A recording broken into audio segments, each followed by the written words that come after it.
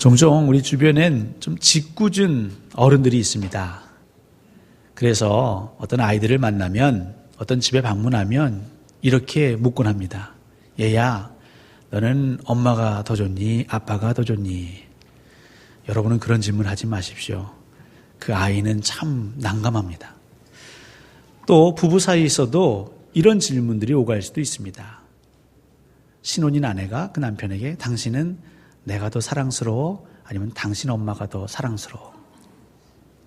만약에 제가 그런 류의 질문을 한번 여러분들에게 해볼까요? 여기 계신 분들은 담임 목사가 좋으십니까? 아니면 담임 목사 사무가 좋으십니까? 이런 걸 우리는 우문이라고 합니다. 그래서 우문현답, 어리석은 질문이지만 현명하게 답하는 것을 사자성어로 우문현답이라고 하죠. 저는 이 내용을 오늘 설교로 다루려고 한 건 아닙니다. 근데 이 우문현답을 다른 각도에서, 기업인의 각도에서 새롭게 풀이한 제가 한 글을 읽었는데요. KG그룹의 곽재선 회장님이라는 분이 그의 블로그에 이렇게 기록해 놓고 있습니다. 우려스러운 문제는, 그러니까 우려스럽다는 것은 근심되고 걱정되는 문제는 현장에 답이 있다. 이해되십니까? 그러니까 기업을 운영하다 보면 문제가 많지요. 가벼운 것도 있지만 심각한 것도 있죠. 그런 심각한 우려스러운 문제를 해결하기 위해서는 현장으로 가야 한다. 현장의 중요성을 강조하는 거죠. 그러면서 이 현장의 중요성을 강조하면서 한 4가지를 얘기합니다. 먼저 답이 찾아지지 않을 때, 풀리지 않을 땐 먼저 현장으로 달려가라. 마치 범인을 잡겠다고 하면서 경찰이 범죄 현장에 안 가보면 어떻게 범인을 찾을 수 있겠습니까? 그러니까 답이 보이지 않으면 현장으로 달려가라. 그리고 현장에 가서 현장의 목소리를 들어라. 생활을 하다 보면, 사회생활 하다 보면 보통 직급이 높은 분들은 부하들을 통해서 현장의 소리를 듣지요. 지도자들이 범하는 우가 뭐냐면 그 밑에 있는 관료들의 얘기를 통해서 지금 현재를, 사태를, 동태를 파악하죠. 그러다 보니까 이 현실을 직시하지 못하고 왜곡되게 받아들이는 경우들이 종종 있습니다. 그렇게 곤란을 겪었던 임금도 있었고 또 이 땅의 지도자도 있었습니다. 그래서 현장에 가서 현장의 목소리를 들어라. 그리고 3번째는 일의 결과 역시 현장에서 확인하라, 이겁니다. 여러분 도요타 아십니까? 그 일본의 그 자동차, 유명한 자동차 회사죠. 이 도요타 창업주가 도요타 기이치로, 어렵네요. 도요타 기이치로, 이분이 창업자신데 이분이 강조했던 게 뭐냐면 현지 현물이었답니다. 현지 현물. 그러니까 현장에서 일의 결과를 확인하라. 그걸 직원들에게 늘 강조했다는 거죠. 책상에서, 탁상에서 이렇다 저렇다 하지 말고 현장에 가서 일의 결과가 어떻게 됐는지 확인해 봐라. 그래서 이 기이치로의 장남이 쇼이치로인데 이 도요타 쇼이치로는 그 아버지 현지 현물에 하나 더 추가하죠. 그래서 현지 현물 그리고 현실. 자기는 삼현주의다 이렇게 얘기를 했답니다. 그러니까 일의 결과는 현장에 가서 확인하고 그걸 통해 현실을 파악해라. 지금 상황이 어떤지를 파악해라. 이게 경영자에게 그리고 일하는 모든 사람에게 필요한 태도이다. 그리고 마지막으로는 일의 변화, 그 변화 역시도 현실의 현장에 가서 확인해라. 그러니까 저희들이 살고 있는 이 시대는 급변하지요. 근데 이 급변하는 것을 현장에 가보지 않고서는 체감할 수 없다. 둔감해지게 된다. 그러다 보면 시대에 뒤떨어지게 된다. 이런 얘기들을 그의 블로그에 올려놓았고 또 많은 이들이 관심을 갖고 그 글을 읽습니다. 한번 들어보시니까 어떻습니까? 일리가 있죠. 현장을 중요하게 여겨야 한다. 근데 이 글이 주목받는 이유가 뭘까요?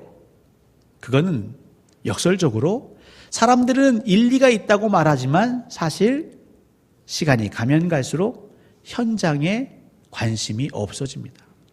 현장의 발걸음이 뜸해집니다. 특별히 직급이 올라가면 올라갈수록, 지도자가 되어가면 되어갈수록 현장을 찾아가지 않습니다. 현장은 힘들거든요. 직접 가야 하고 현장에 가면 예기치 못했던 돌발 상황들이 일어나기도 합니다. 계란을 맞기도 하고요. 시위대를 만나기도 합니다. 현장에는 항상 위험이 도사리고 있습니다. 현장은 어렵고 힘들고 위험한 3D, 그것이 그 요소가 가득하죠. 그래서 기회만 되면, 내가 좀 상황이 여의게 되면, 내가 진급하면 거기는 내 아랫사람 보내야지. 그게 우리의 익숙한 삶의 패턴이죠.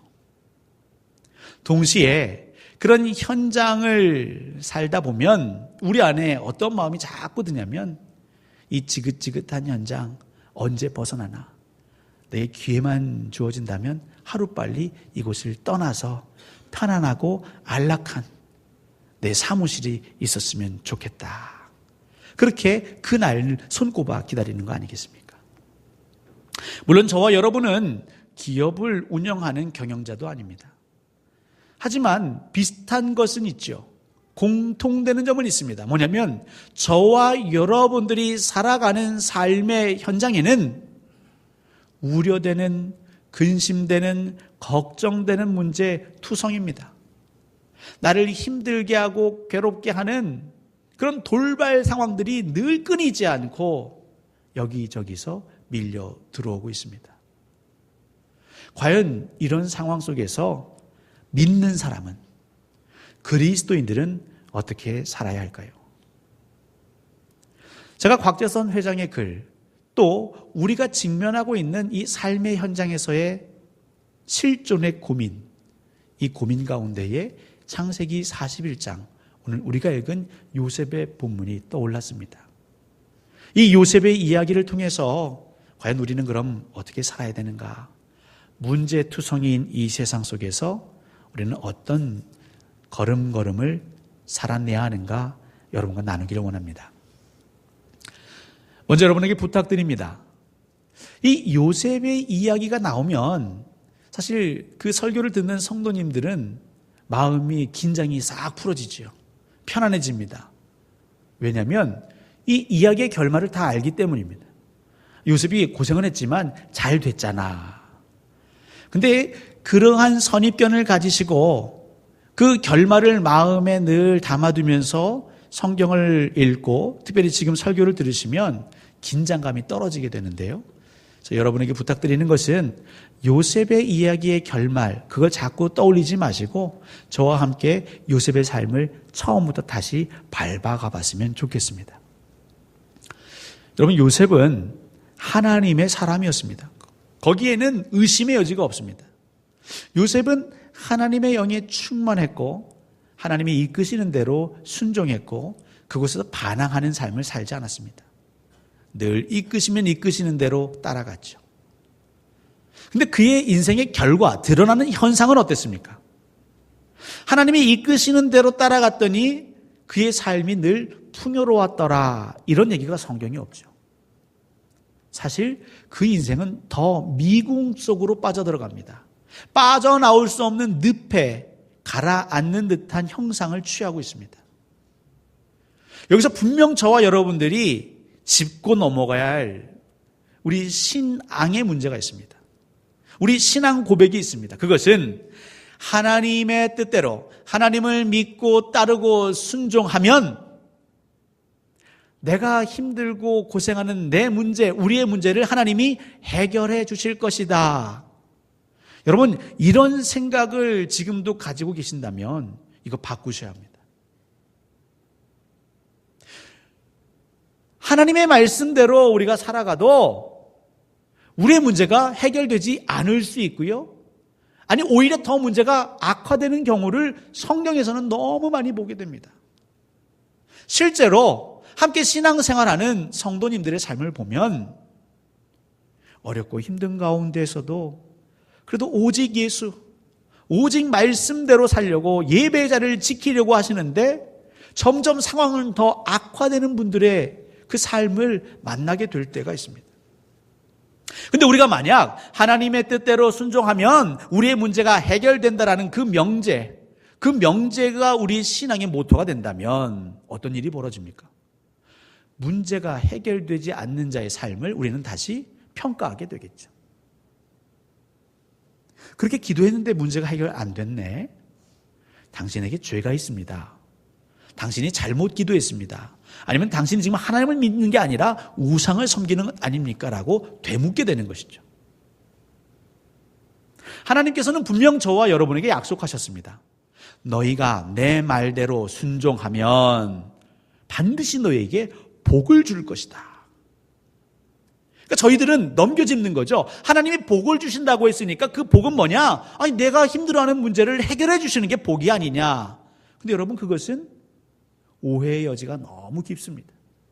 하나님은 복을 주신다고 했지 저와 여러분들이 고통스러워하는 그 문제를 매번 해결해 주신다라고는 약속하지 않으셨습니다. 이걸 분명히 여러분 마음에 새기시고 요셉의 삶을 한번 들여다보지요. 요셉이 어렸을 때 그가 꿈을 꿉니다. 근데 이게 그냥 자기가 바라고 싶은 것을 꾼 게 아니라 하나님의 계시를 꿈으로 본 거죠. 하나님의 영이 하나님께서 요셉에게 찾아가셔서 꿈으로 2번이나 하나님의 뜻을 보이셨습니다. 그러니까 하나님의 영이 임한 겁니다.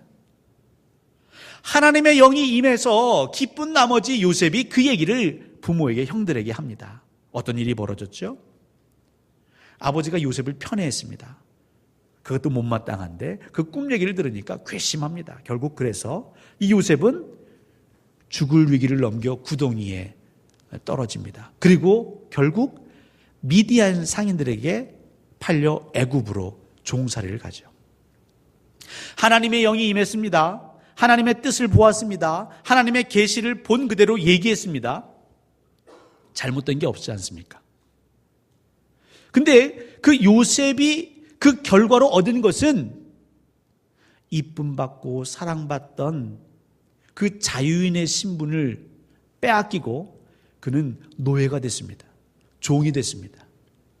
하나님의 말씀대로 살았는데 일이 더 잘 풀린 게 아니라 오히려 완전히 상상하지 못했던 노예가 된 것입니다. 자, 노예로 팔려갔습니다. 그래도 요셉은 그 안에서 하나님을 버리지 않았습니다. 그래서 보디발의 집에서 열심히 믿음으로 그 노예 직분을 감당했죠. 그러다 보니까 그 보디발, 그 주인을 포함한 그 집에서 일하는 모든 사람들이 무엇을 인정했냐면 이 요셉은 여호와를 경외하는 사람이로구나, 이걸 인정했습니다. 단순히 요셉의 고향이 이스라엘이기 때문에 여호와를 믿는 백성이기 때문에 얘기한 게 아니라 그의 일거수일투족을 보며 이 요셉은 정말 신앙인이구나, 야훼 하나님을 믿는 신앙인이구나, 그렇게 인정받았습니다. 그 말은 그 노예의 신분이 됐지만 그곳에서 신음하고 하나님 원망하고 좌절한 게 아니라 다시 믿음으로 거기서 일어서서 살아간 거죠. 근데 어떤 일을 당하죠? 그 보디발의 아내가 이 요셉을 유혹할 때에 이 요셉은 나는 하나님 앞에서 이런 큰 악을 범할 수 없습니다 라며 단호하게 그 자리를 박차고 나옵니다. 이거 칭찬받아야죠. 이거 박수 받아야 됩니다. 근데 이렇게 억울한 일이 어디 있습니까? 나는 의대로 하나님이 원하시는 아름다운 그 정의를, 그 공의를 하나님의 진리대로 살았는데 이 요셉이 파렴치한 범죄자로 둔갑해서 왕의 죄수들을 가두는 감옥에 갇히죠. 자유인의 신분에서 종의 신분으로 강등됐습니다. 이것도 원통한데 이제는 그 종이 아니라 아예 죄인이 되어 감옥에 갇힙니다.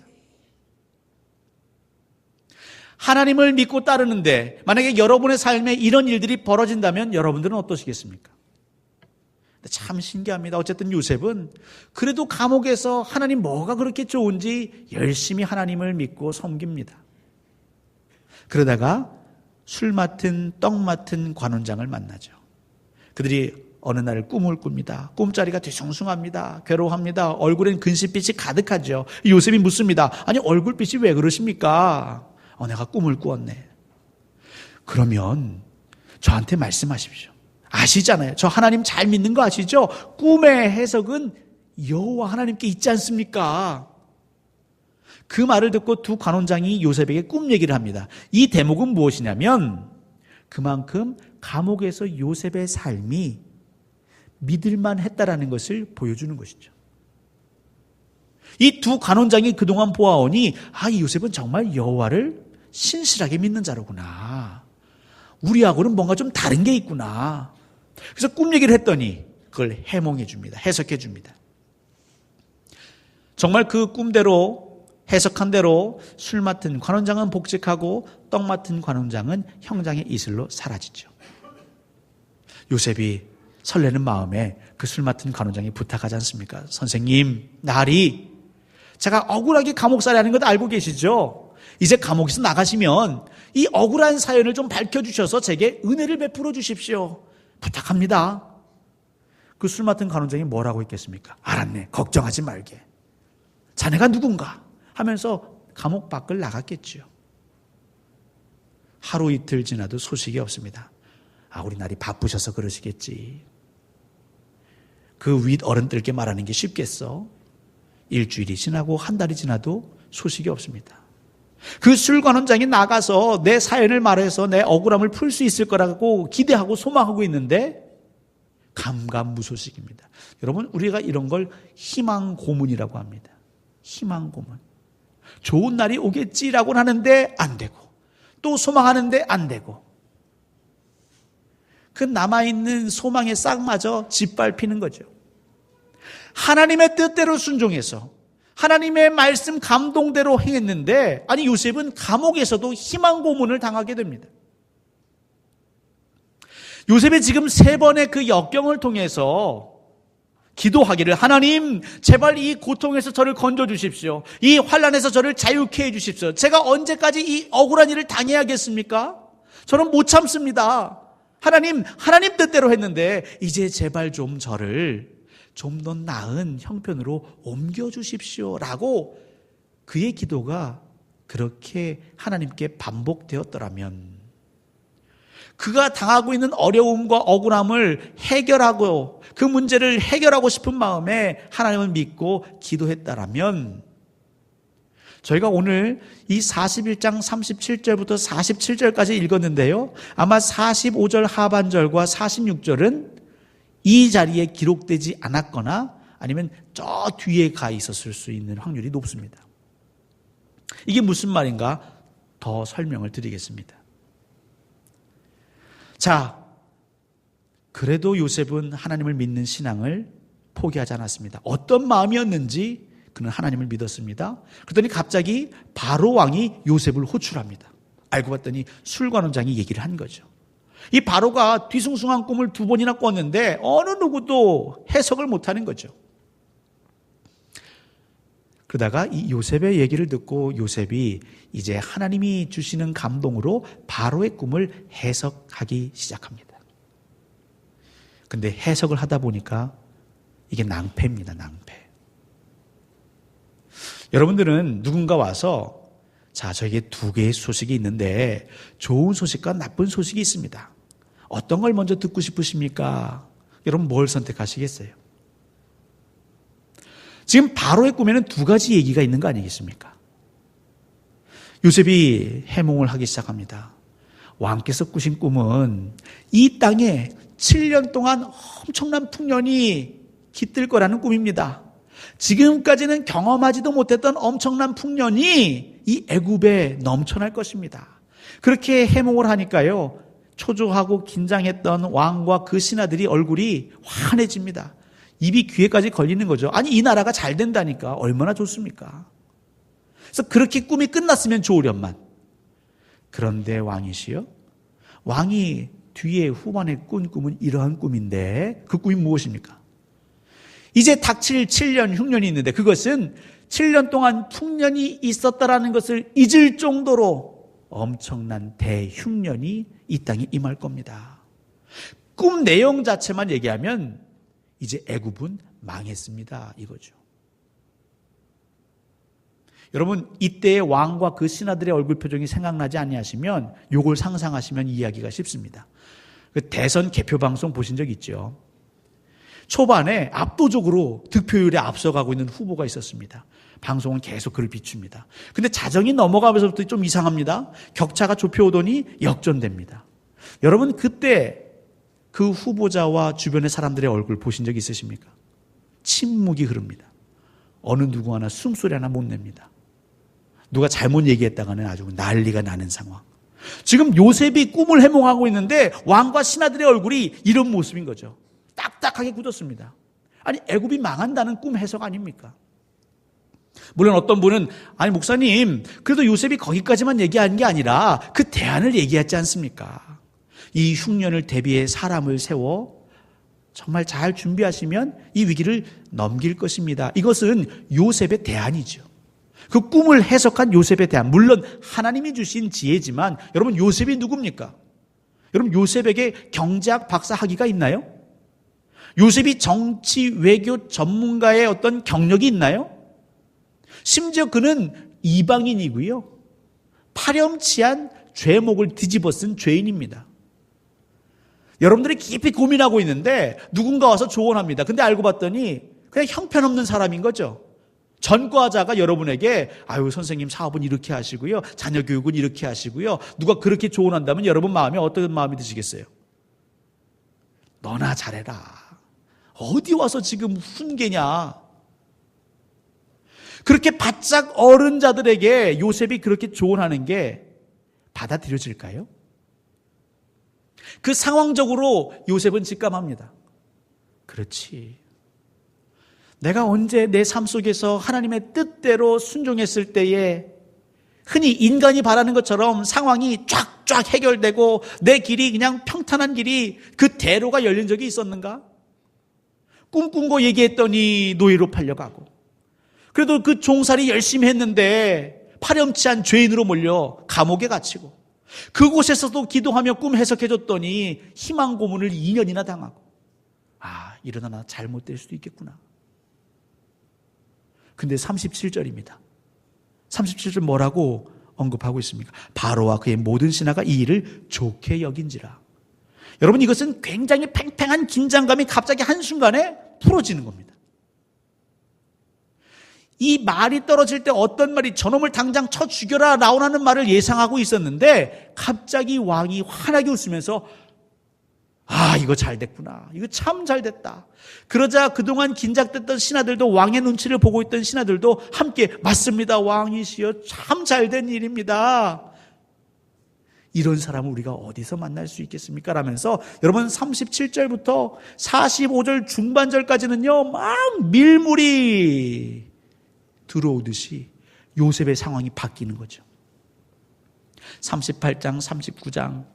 그렇게 요셉은 고난의 길을 걸어옵니다. 고생을 합니다. 여러분, 고생을 많이 한 사람들 안에 발견되는 공통점 중에 하나가 뭐냐면 강한 보상심리거든요.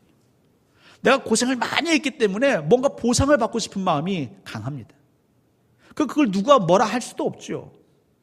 여러분, 다윗은 정말 어려서부터 고생한 사람입니다.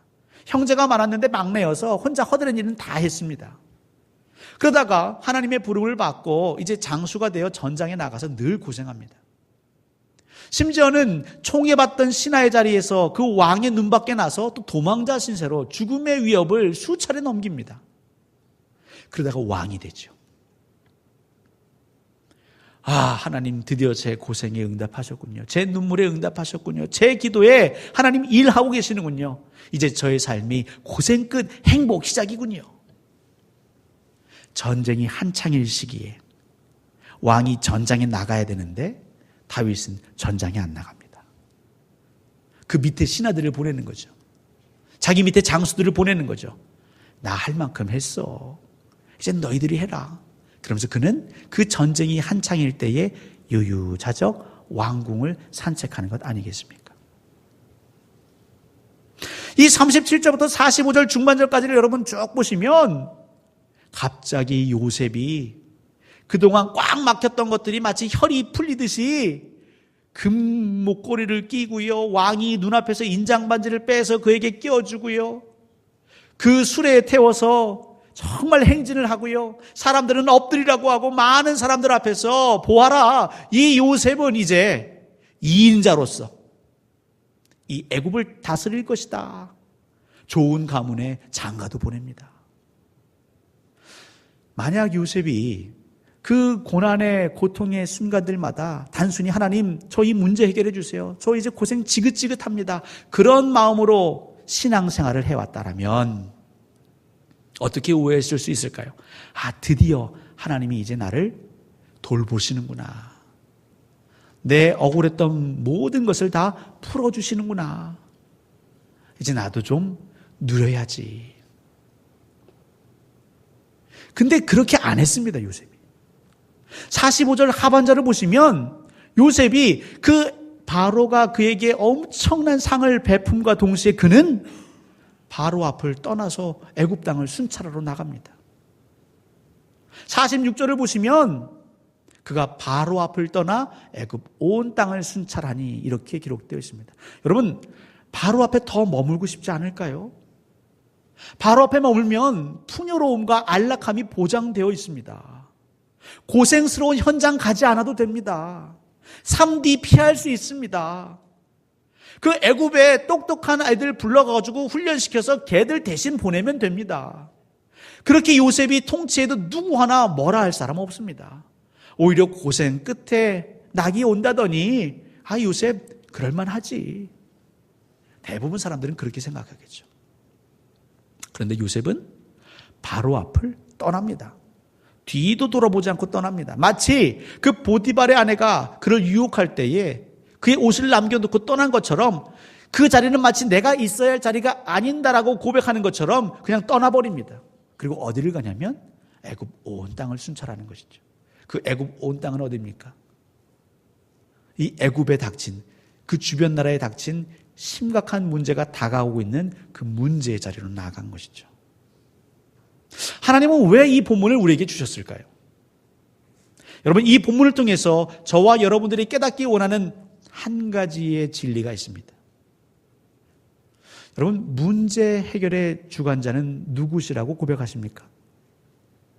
우리 인생이 경험하는 문제 해결의 주권을 지니신 분은 오직 여호와 하나님이심을 믿으시기 바랍니다.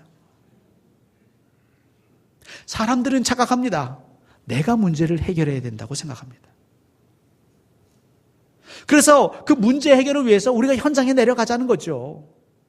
인간 세상에서는 괜찮은 말인 것 같지만 만약 요셉이 그런 마음으로 현장에서 문제 해결을 원했다면 그는 이 45절 중반절 이후에 이제 내가 그 문제를 잘 해결해 왔으니 이 보상을 누려야지라는 마음에 그 자리에 눌러 앉았을 것입니다. 하지만 그는 그 역경을 통해 하나님께 배웠습니다. 문제의 해결은 하나님께 있는 것이다. 그럼 하나님이 나에게 원하는 것은, 하나님이 저와 여러분에게 원하는 것은 무엇이냐면 그 문제가 다가올 때에 그 문제 앞에 우리가 마주 서 있기를 원하십니다. 그 문제를 피하거나 외면하지 않고 그 문제 앞에 서 있기를 원하십니다. 그래야, 여러분들이 문제 앞에 서 있어야 하나님께서 그 문제를 어떻게 다루시는지 우리가 볼 수 있죠. 여러분들이 목격해야 여러분들이 증인이 될 수 있고, 여러분들이 증인이 되어야 밖에 나가서 믿지 않는 자들에게 하나님을 증언할 수 있는 것이죠. 여러분 기억하십시오. 성도는 하나님께서 증인이 되기를 원하시는 것이지, 우리가 문제 해결자가 되어서 내가 문제 해결했다 신나하고 내가 문제를 해결하지 못했다 슬퍼하고 누군가는 비난하는 걸 원치 않으십니다. 철저히 문제 해결의 주권은 하나님께 있는 것입니다. 여러분, 예수 그리스도가 이 땅에 왜 오셨을까요? 물론 우리 생각에는 문제를 해결하시려고, 죄의 문제를 해결하시려고 오신 것 같습니다. 근데 사실은 엄밀히 말하면 요셉과 같은 삶을 살러 오셨습니다. 인간의 죄의 문제, 구원의 문제 앞에 예수님은 마주하셨습니다. 십자가의 짐 예수님은 마주하셨습니다. 하나님께서 그 문제를 마주한 예수 그리스도를 통해 하나님이 일하신 것이죠. 물론 예수 그리스도의 피가 보혈이 흘렸지만 그 피를 가지고 우리의 죄값을 치르신 분은, 죄가 없다고 판결을 내리신 분은 누굽니까? 예수 그리스도가 아니라 하나님이십니다. 그 예수 그리스도를 믿으면 의롭다 칭한 자는 예수 그리스도가 아니라 하나님이 그렇게 칭하시는 것입니다. 그 십자가의 짐을 지고 죽음을 맞이한 예수 그리스도, 하지만 그를 살리신 분은, 부활시키신 분은 예수 그리스도가 아니라 하나님이십니다. 사랑하는 성도 여러분, 하나님이 바라시는 건 저와 여러분이 담대함으로, 하나님이 계시기에 하나님께서는 반드시 하나님의 방법으로 이 문제를 다루실 거라는 그 믿음을 가지고 끝까지 그 문제를 떠나지 않는 것입니다. 그리고 하나님이 행하시는 것을 한순간도 놓치지 않고 목격하고 우리 마음에 담고 그것을 증언하는 게 저와 여러분의 사명인 것이죠. 내가 문제를 해결했다고 우쭐하는 사람, 또 그 사람이 문제를 해결하지 못했다고 비난하는 모습, 그것은 이 진리를 알지 못하는 자들의 삶의 방식입니다. 제가 예전에 교구 목회를 할 때에 저희 구역에 한 여자 집사님이 고민이 있으셨습니다. 이 남편과 신앙생활을 같이 하는데 이 남편분이 여전히 술을 못 끊는 거죠. 그래서 한 번은 셋이 같이 만났습니다. 그래서 얘기 끝에 그 얘기가 나왔죠. 근데 이 남자분이 재치가 있으신데 저에게 이렇게 얘기를 합니다. 목사님, 술이 몸에 나쁘지 않습니까? 이 술 마시면 사람 배릴 수 있지 않습니까? 이 백해무익한 거 술 아닙니까? 그래서 제가 마시는 겁니다. 다른 사람들이 이걸 먹고 망가지지 말라고 제가 대신 마시는 겁니다. 진지하게 얘기하다가 저희들이 그냥 웃어버렸죠. 그리고 그냥 흐지부지 됐습니다. 이 세상에 문제가 가득합니다. 누군가는 그 문제를 마주대해야 되는데요. 세상 사람들은 해결하려고만 합니다. 그리고 해결한 공로를 자기들이 취하려고 합니다. 또 해결하지 못한 것은 남 탓하기 바쁩니다. 그러다 보니 공동체가 든든해지고 서로 화합하고 협력하는 게 아니라 늘 분열하고 다투고 경쟁하고. 하지만 하나님의 진리를 깨닫는 자들이 그 문제 앞에 나설 때에 그 문제를 통해 이루고자 하시는, 말씀하시는 하나님의 뜻과 섭리를 우리는 보고 증언할 수 있겠죠. 그리고 우리가 그것을 증언할 때에 믿지 않는 자들의 완악한 마음이 녹아지는 것입니다. 사랑하는 성도 여러분, 여러분의 삶의 현장에 우려되는 문제가 많으시지요. 걱정되고 근심되는 문제가 많으시지요. 내가 해결할 수 있어가 아니라, 내가 기도하면 해결된다가 아니라, 여러분 하나님을 믿고 그 문제 앞에 서시기 바랍니다. 그리고 하나님께서 이 문제를 어떻게 바꾸어 가실지, 다루실지를 소망하며 여러분이 본 그대로 증언하시는 증인의 삶 사시기를 주 예수 그리스도의 이름으로 간절히 소원하고 축원합니다.